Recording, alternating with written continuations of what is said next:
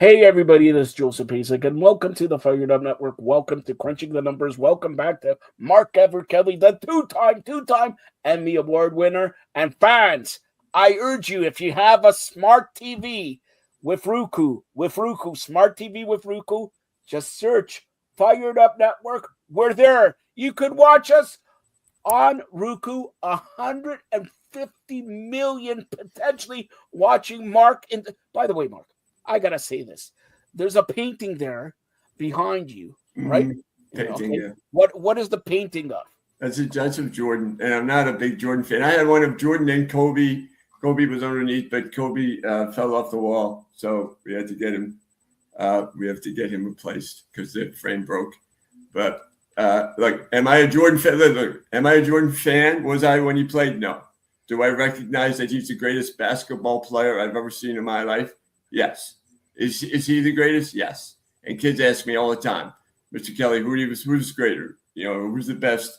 Who's the GOAT? Who's better, LeBron or Jordan? To me, it's not even a choice. Jordan was the greatest basketball player I ever saw. He'd eat your heart out right in front of you. He broke my heart a million times being a Knicks fan. So this is kind of my homage to them. Now, what you can't see next to him is the Starks dunking over Pippen and Horace Grant and Jordan in the John Starks dunk game back in 1990. All right, move the camera a little bit, so because I zoomed it in there. Move the camera a little bit, and you could see what you're talking about. There you go. Can you see it a little bit? Yeah, I can see it. I can see it a little bit. Yeah, that's John Starks. I've had that picture since I was in college, so it's a little worn. All right. Enough talking basketball. We'll get to basketball in another show here. Week 15 of the National Football League. Let's get to the 1:00 games on Sunday, December 14th. You're a New Yorker. Let's go with the Commanders against the Giants. Giants favored by 2.5, 1 p.m. Yeah, boy, the Commanders looked really bad the other day, and they had Daniels back, and they just offensively couldn't get anything going. Not that the Giants really looked any better, but I think the Giants have been in more games, and it's really, you see, like anything this year, it's really hard to pick. Going from the college football playoff to the NFL every week, week to week. So let's just say who's favored. Who's favored? Believe it or not, I believe it's the Giants favored. The Giants are favored by 2.5 points. All right, I'll take the Giants into 2.5 points. All right, because they play New York. Now, 1:00, the Raiders. It's do or die for the Eagles. Eagles favored by 11.5. Oh, boy. Yeah, boy, did the Eagles. At least, I mean, they put the Chargers into overtime. But again, there's no flow at 8-5. You figured, okay, the Eagles should be in trouble for the NFC East, but Dallas went to 6-5-1 or 6-1, 6-1, and they both have really weak schedules the rest of the way. And you got to believe that the Eagles, with their weak schedule, playing the Raiders, they play the Commanders twice, don't they? They're not going to fall apart at the end of the year. So I think I'll take the Eagles in this game. 11 points, that's a lot, but the Raiders are just so bad. And by the way, the Eagles take on the Commanders next Saturday at 5 p.m. We'll get to that next week when we're previewing the games. Now, the Browns, the Bears, 1:00, 7.5 point favorites, the Bears. Yeah, how about the Bears and Packers game last week? It was really exciting. The Bears had won, 6 straight up until that point. They had won in a lot of exciting ways. They had went from the number 1 seed to the number 7 seed in the NFC. But how about the Browns losing a game at home to Tennessee. The Titans last week? Shadir Sanders is playing better, but I'm going to take the Bears. The Bears. What's their point? 7.5. Yeah, the Bears. Baltimore. And Myles Garrett might break the sack record this week. I think he's going to break the sack record against Buffalo next Sunday. We got Baltimore into Cincinnati, and Baltimore favored by 2 points.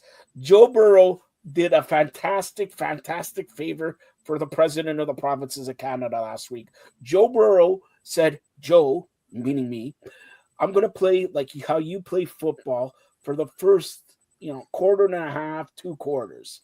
And then I'm going to go how Mark Everett Kelly plays football. You got that reverse. No, not reverse. How Mark Everett Kelly plays football by throwing 2 picks in 2 separate passes. Ho hum, game over. Buffalo wins. And what a visual in that snowy Highland field. Right. That was simply amazing. But I digress. I think Joe Burrow's going to do me a favor again and going to lose to Baltimore. It was a great game to watch, visual. I thought it was it was a great game to watch and a great game to cheer on the next Super Bowl champions, Buffalo Bills. All right, so here's the name. Like I had, and by the way, I had called Joe at one point during this game. He screams at me, "What you call me the last 2 minutes for?" I thought the game was over. But anyway, what the throw pass reminded me of, if being a Bills fan, J.P. Lossman made a play like that against the Jets back in 2008 when the Jets had Brett Favre. That was their only win their last 5 games down the stretch with about like 3 minutes left. Sean Ellis, I believe, socked them, and then they got the fumble and ran it in. The only way they would have beaten Buffalo that day. Otherwise, they would have finished the season with 5 straight losses. But that Burrow play kind of reminded me of that. It just everything turned, and momentum turned. And, it went from, Buffalo had gone from, remember when they took the lead with the touchdown, they had it reversed, and then they wound up turning the ball over. So there was a million mistakes both ways, but Buffalo showed his grit and wound up winning. And Cincinnati and Baltimore a couple of weeks ago, I thought Baltimore was the team to beat in the AFC North. They looked like they were. And then their first real question mark to are they good enough was how they struggled offensively against the Jets. That worked into their next game against Cincinnati at home when Cincinnati dominated them in prime time. So I expect the same. Baltimore really did not look good against the Steelers. They're just not flowing. Lamar Jackson doesn't look very good. And I like Cincinnati's ability to score points better than I like Baltimore's ability to score points. So you're saying Cincinnati? Yes. All right. I say Baltimore wins this one, but let's see. Baltimore's favored by how much? Baltimore's favored only by 2.5 points. Yeah, that's why I would take Cincinnati at home. If they beat them on the road. Arizona visits Houston. Houston favored by 9.5. And I'm going to go. I'm usually, asking you, but I'm telling you that Houston's going to win, but they won't cover. Yeah, I would feel the same way. I think Arizona plays a lot of teams tough. You look at all their games, they usually have come down to, the first 5 or 6 games came down to the final play. So they're not playing as well as they did early in the year. But Houston's ability to score points, I think, will help Arizona this week. And I think Houston's playing really good, though. They've taken over the wild card part of the South when it looked like at the beginning of the year the Colts were going to run away with the division. Now the Colts are out of the playoffs. You have Jacksonville leading the division, and you have Houston, which has won a number of 4 or 5 straight. Their defenses looked great. They looked great against Kansas City. What was the numbers? 12 straight passes at the end of the game. Yeah. And Patrick Mahomes either had intercepted or incomplete. And that's one of the best quarterbacks in the game, if not the best quarterback in the game. And including Kelsey, which I don't think his girlfriend is going to be at too many playoff games this year. Kelsey looks like he's retired with 5 games left, all right? Put it that way. Yeah, that was tough. It was hard to see him because he's a great player, and you don't want to see a guy look like he did at the end of the game where he really looked like he had devastated the Chiefs fan base with dropping that one pass and then having the second one intercepted. All right. Your team, the Jets, traveled to Jacksonville to take on the Jaguars. The Jaguars favored by 11.5. Yeah. For me, there's no question that the Jaguars will win. The only question is 11.5. The Jets, when they're not interested, they could be 40.5, still not cover. But if they are interested a little bit, they cover. So it's a coin toss to me. What do you say? Well, here's a far more interesting stat that is the best stat you could think of. The fact that the Jets still have not intercepted a pass at this point. You said last week they're going to, and I said I know, and they didn't, because the law of averages has got to catch up eventually, because there's never been a season where a team hasn't intercepted a pass at least one. And then you see, back-to-back. You look at Patrick Mahomes, back-to-back interceptions to lose to the Texans. You got to think the I'm Jets are going telling to you look fun, what's going to but happen. they haven't. It's going to happen on week 17 when the Jets are playing in New York against the Patriots. Against Bills. All right. Well, anyway, Jacksonville's playing really good. The Jets' offense looked horrible with Cook, who is a undrafted rookie that they brought in because their two quarterbacks have really struggled, and they're both hurt like they've been all year or ineffective. So I don't think the Jets have enough offense. If you saw their games last week against Miami, they went 3-and-out consistently. The only touchdown they scored was off a punt return. And then a couple drives that looked promising never panned out. I think there were maybe 1 for 15 on third down or whatever. No matter whether it's Tyrod Taylor or this guy Cook, doesn't matter. Well, Taylor matters a little bit more, but I think the Jets want to find out more about Cook, and I just don't think they'll be able to score, and Jacksonville will be able to cover the 11 points because they've looked really good. All right, the last second last 1 o'clock game, and this to me is going to be a good game, even though Kansas City lost. It's the Chargers at KC. KC is favored by 4.5, and I'm saying right now, I'm going on the limb, and I'm going to say KC will beat the Chargers. I think so too. I think that Mahomes and company want to go out as best they can. The Texans are good, and they're very good defensively. And if they could swallow up Kansas City, you know that they swallowed up Buffalo too. I mean, they got 8 sacks that day. So you know their defense is really solid. And I think Kansas City, now their chances are maybe 10% that they make the playoffs. They need help from multiple teams. I don't know, and I don't think they can do it. And they have not. When me and other people have picked them to win in the past couple of weeks, like against Dallas, against Denver. Okay, this is when they're going to wake up and win. They haven't, and I think that they'll play better at home. Yeah, I know, the Bills. I think they'll play better at home, and I think that they'll try and upset the Chargers season and maybe knock them out of playoff contention because at this point, maybe that's all I can do. I saved the best for last 1 o'clock game. As you could see here, Josh Allen. Who's really great, by the way. Here it is. I'm going to exclusively give you this. Buffalo's going to wear these white jerseys and blue pants. For the New England game. Buffalo goes into New England. New England coming off a bye. Buffalo is favored. By 1.5 in New England. I'm saying this time, Josh Allen, if you think he played good last week, and if you think he played good the whole season, Josh Allen is going to come through as the MVP, and he should be the MVP this year. Josh Allen and the Buffalo Bills will circle the wagons and beat the New England Patriots by at least a touchdown. Well, they've won 9 straight, Kansas City. The first game, they beat the Bills, Kansas City. The Patriots have won 9 straight. Yeah, I'll get it. Drake May has looked great. He led the league in passing up until the bye week that he had off. First game was 23-20 up in Buffalo, and Josh Allen struggled a little bit in that game. You know why? I spoke to Josh Allen. I spoke to a couple other Buffalo Bills players, and I'm going to be very honest with you. You know the rivalry jerseys? Yeah. When the Buffalo Bills played, the only time they played them in the rivalry jerseys, and it was too hard for Josh Allen to see because there was, blowing in Buffalo and windy and everything like that. You see this jersey? It's not a rivalry jersey. You see? It's the typical white jersey the Buffalo wears for every road game. All right? So there's not going to be a problem. Buffalo's going to win. I'm not even going to allow you to talk about the other team. Do you agree with Buffalo winning or not? I think Buffalo will beat them. Yeah, I think New England, they've won 9 straight. They've looked good, but like I said, they're not playoff tested.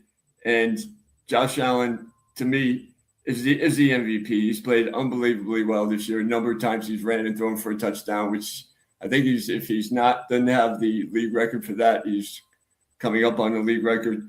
In his past 4 games, He has seven touchdowns, one interception, and he's averaged about 205 yards per game. But his completion percentage also has been over 70% in 3 of those games, which to me is usually the biggest struggle for him. And he's been able to run the ball well, which that 40-yard touchdown run was one of the turning points in that game against Cincinnati. And his play really has motivated this team. And I'm telling you right now, by far, he's the MVP this year.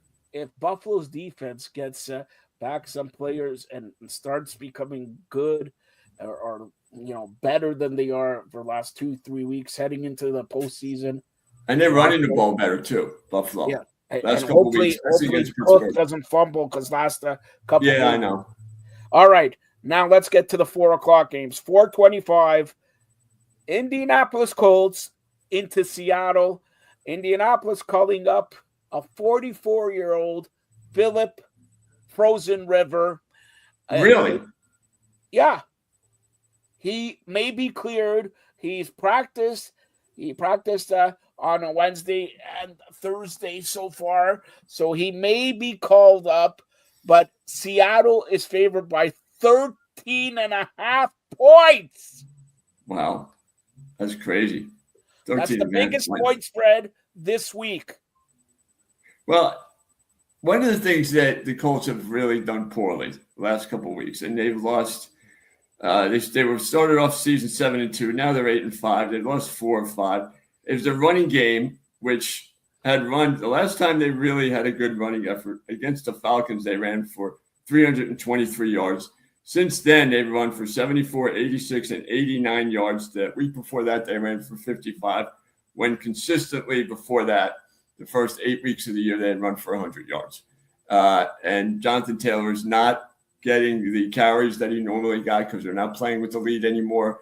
And Daniel Jones not playing, I think, is really going to affect them because Riley Leonard doesn't look like he can pick up the bulk of it. And that's why they went out and went I can't believe they went out and got Phillip Rivers. I knew he's coaching here in Alabama, but wow, that I don't know. I wouldn't think that's normally a good sign for anybody.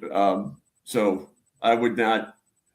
The Colts to me at 8-5 now out of the playoff picture.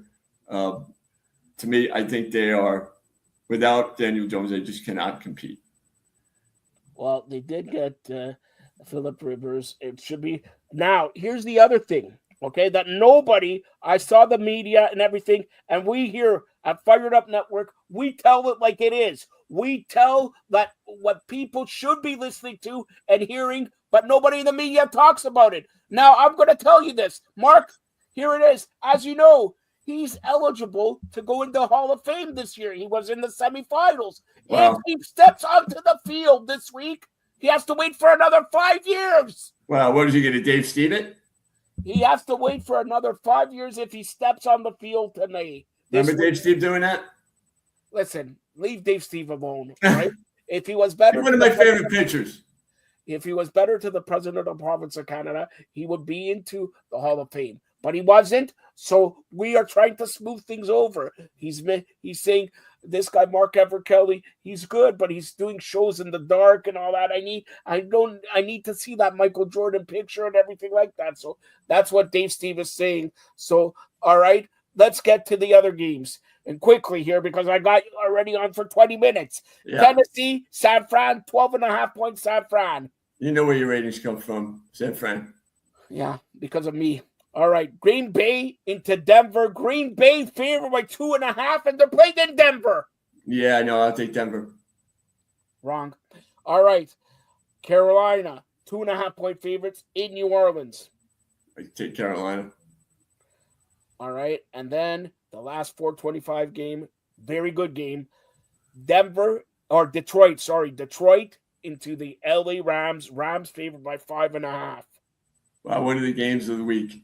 Yeah, I think Seattle now is probably, I'd say, the best team in the NFC. Detroit and LA are two of the other teams that belong in that conversation. But 5 points, I'll take the Lions, who looked very good in their win in primetime over Dallas last week.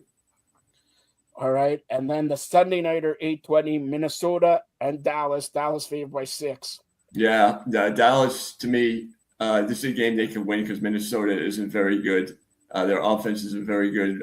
J.J. McCarthy has really struggled. Like I said, Dallas and the Eagles both have easy schedules the rest of the way, which is why I think the Eagles are going to wind up winning that division still. So who you got in this one? Who you got in this one? I think Dallas. All right. So quickly, let's give a shout out to your sponsors there and everything like that. And by the way, for the sponsors and anybody watching and listening to Fired Up Network, we're now on Roku. Every smart TV with Roku, download Fired Up Network. Just search Fired Up Network, download it, and you could watch Mark, you could watch me, you could watch baseball shows, hockey show, the hockey guys, John Nelson's soccer down here, Angie, you could watch. We're going to have ladies on here and all that. Just download it. Over 150 million potentially can watch you, Mark.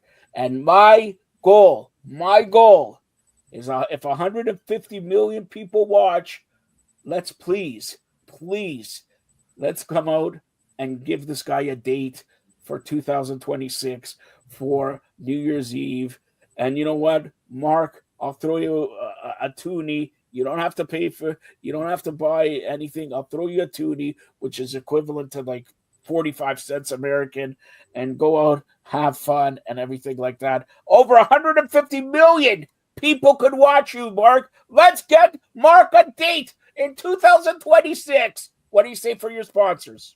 I say thank you, Joe. You've done such wonders for my the belief in myself. Anyway, so my sponsors, Miles Smith over at the Cattle Stampede. He has a great buffet restaurant. And again, this time of the year, take your family out, enjoy a nice holiday meal together.